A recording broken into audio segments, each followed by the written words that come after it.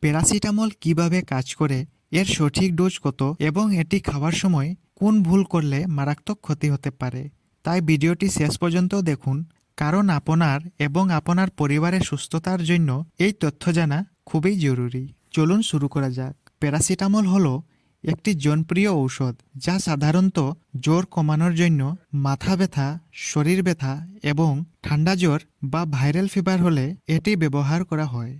এখন প্রশ্ন হলো, প্যারাসিটামল কখন এবং কিভাবে খাওয়া উচিত। আসুন জেনে নেই সঠিক ডোজ। প্রাপ্ত বয়স্কদের জন্য 500 mg থেকে 1000 mg একবারে খাওয়া যায়।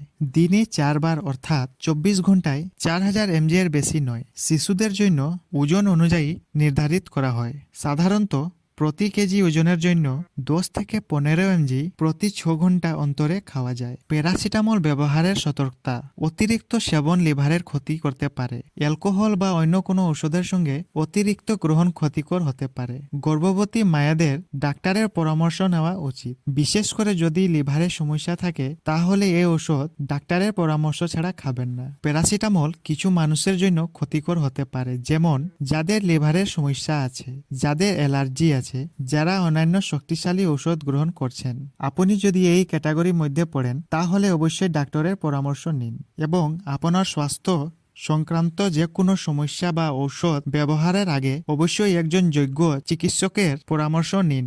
আমি বা আমার চ্যানেল কোনো ঔষধের কার্যকারিতা, নিরাপত্তা বা পার্শ্ব প্রতিক্রিয়ার জন্য দায়ী নেই। ভুলভাবে ঔষধ গ্রহণ করলে তা ক্ষতিকর হতে পারে।